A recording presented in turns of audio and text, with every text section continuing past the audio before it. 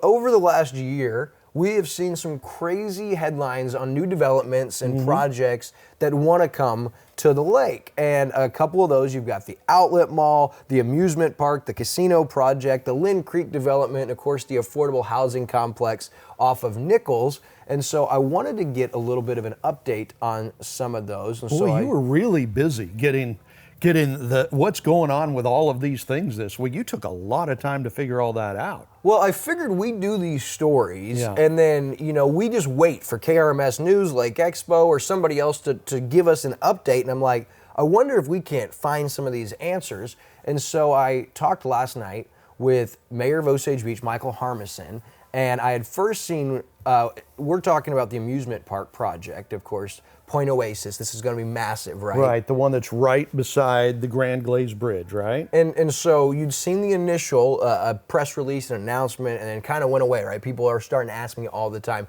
hey, so are we really getting an amusement park? Right, what's going on with that? Well, according to Gina Woods, Osage Beach City Administrator, she told KRMS that the project is moving forward. She says, we do have their application and development plan. We're in the final stages of them making modifications for us to do a review.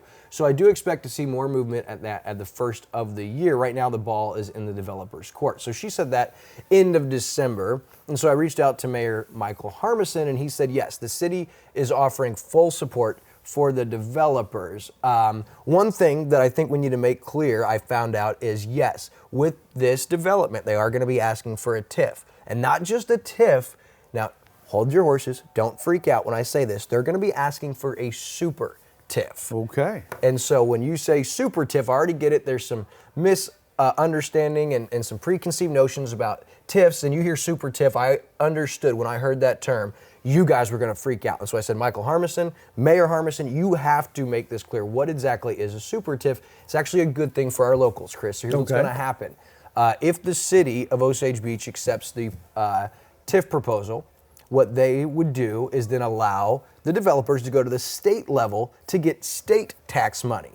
That money would be taken off the local TIF, taken out of the Camden County, Miller, Morgan County area. I know that sounds confusing, but could actually be less of the locals covering the cost of the tax dollars going to going be a benefit to the locals project. If the state is chipping in more money. And it is almost impossible to get a super TIF, but Mayor Michael Harmison has spent time with our Lieutenant Governor Mike Kehoe, and Lieutenant Governor Kehoe is a big proponent of this.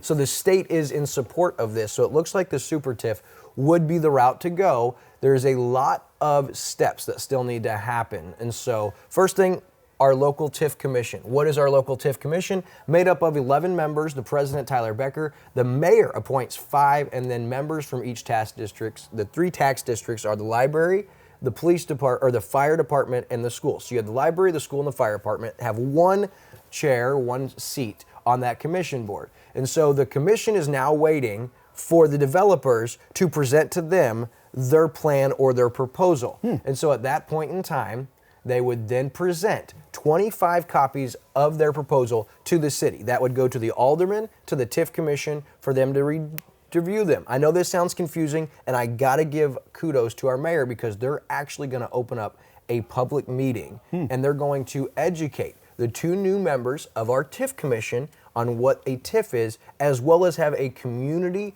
TIF 101 educational event. So you wondering what exactly is a TIF, and the tax increment financing, what's a super TIF, what does this mean for us? Actually gonna have that first. Once the TIF commission has their meeting, following that, they'll vote on the initial proposal. If they get majority, then the redevelopment agreement process starts. You remember some of this from the outlet mall, which we'll talk about next. Right. At that point in time, if the redevelopment agreement process is started, the city's going to hire the independent financial advisor. Luckily for the city, they've got the same one on retainer. That leads me to our outlet mall program. Of course, this has been a big story. The Foster family came in with some developers, wanted to buy it and develop it, and they went through machinations, and then that fell through. Correct. Last year, right? And we asked the question, why would they try to push it when this came to vote? And they made it seem like there was a deadline with Simon and our financial advisor on behalf of the city. The independent financial advisor is the one that Dan Lowe in Legacy Developments had an issue with. He's the CEO. He also had to do with Legacy and in Kansas City and Legends. So that developer did not like the independent financial advisor. Right. We asked the question, why? Why would you not like him? Based on previous developments they had worked on together. Turns out it's a really good thing the city was diligent and had this financial advisor, because the developer on the outlet mall, Horizon and Legacy, particularly Dan Lowe, who's the CEO, he said that the proposal that was put together by the financial advisor in the city was way too favorable for the city and that they were going to walk away. Well, the mayor and the city of Osage Beach called their bluff and they said, okay, you can walk away. The developer never came back with a redesigned development plan or anything, or tried to figure out a happy medium. They just walked away. And so what we thought could be happening with the outlet mall proved to be true. They were trying to push it through. Luckily, our city had an independent financial advisor that says, whoa, this does not protect the interest of the taxpayers for years to come. Right. This is way more vague without plans in here. And so it didn't happen. And so whereas they tried to say Simon's going to give up operations and it's not going to sell, that is not true. Actually, as a matter of fact, Mayor Harmison says he talks to Simon almost every single week. Although there is no contract in place right now, there are 3 interested parties, and it is most likely going to include some changes from the initial plans for the mall. But Mayor Michael Harmison said, listen, the mall is going to happen. I am confident.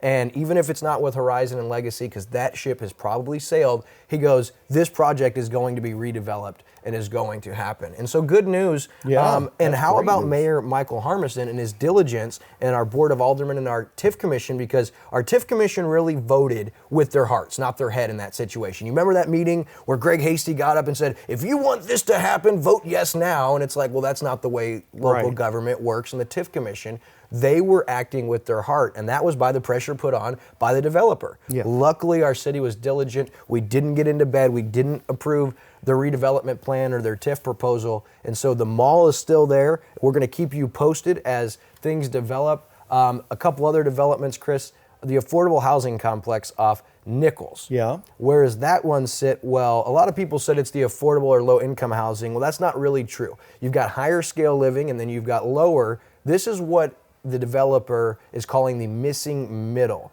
They had one minor setback. They were going to close on the property on December 12th, but there was an issue with an easement, just a minor hurdle, and I think they're good on that. And so right now they're just waiting for them to close on the property. The next step would be a groundbreaking ceremony, which should be coming in the coming weeks. And if the mayor had to give an educated guess, he said that after that groundbreaking, the developer, Jeff Tegehoff, he would then offer a timetable or a timeline of when this project would be complete. And so the good thing about this, it's self-financed. They're not using city tax money, bonds, TIFs, none of that. Of course, there are tax breaks as far as materials and tax abatement with the property tax. We saw some fight back from our local school board president, Gail Griswold, but I think that's solved, because if you look at it, they're projecting on a 5-year span with that about 11 to 15 additional kids added to that particular school district. And that's over the next 3 to 5 years. So I would believe over the next 3 to 5 years within that district where there's enough people moving to the area that don't have kids that'll be paying property tax, that'll be going to the school, that would kind of offset that. I thought some of the way that the school board had fought that and questioned that seemed interesting. And I don't think that's the way you look at it. However, $9,000, Chris, per student to get them through on average could create an issue, but it looks like the affordable or missing middle housing complex is closer to coming to fruition than anyone realized. And then the last one, the Lynn Creek development. Yeah. That's a big one. That was huge, right? What's happened with that? Well, all of a sudden, developer Blake Hoditz and property owner have kind of went hush-hush on it. I can't get an answer from anybody. What I do know from my sources is that they were in negotiation, and the owner of the land seemed to kind of be playing hardball. Even though the property was under contract with Hoditz, the developer, the owner put it back on the market, and of course, I don't think that sat well with developer Hoditz. I've reached out to Blake Hoditz numerous times on Facebook Messenger, and I haven't heard back since his initial reply in October. And what he said in October was, there are many moving parts and my team and I are staying busy. I can't give you anything now, but I look forward to sharing more updates with you in the future. Since that time, I've reached out to him on December 28th to confirm some of the rumors, no reply. And I reached back out Monday, January 9th, again with no reply. Now keep in mind, this is on Facebook Messenger, and Hoditz did tell me in his initial reply in October, he doesn't check Facebook often, and so he may not have seen these yet, but I don't have an update on that. I just know that they have gotten hush-hush on it. Sounds to me like the landowner tried to play hardball, and hopefully that doesn't put a anchor in that, because that was a huge potential development. That was a multi-phase plan there, and I don't know if it's true or not. I've heard that's fallen apart, that's not going to happen now, at least not in the way we had heard that it was going to. So that would be unfortunate if that is the case. Well, I would have to believe, again, being Facebook message, but there's like 4 messages without a reply. Yeah. You know, if something did fall apart, I'm not sure I would want to be telling people or want that information out there. So we'll keep you updated. I'm going to continue to be persistent in my seek for answers and see what's going on with that Lynn Creek I am so impressed with all the information you got here. That is fantastic. You know what I didn't do is I reached out and tried to get an update on the casino project. I wasn't able to find out many updates, and so stay tuned to Cup of Coffee. Over the next coming weeks, we'll have an update on our casino project for you.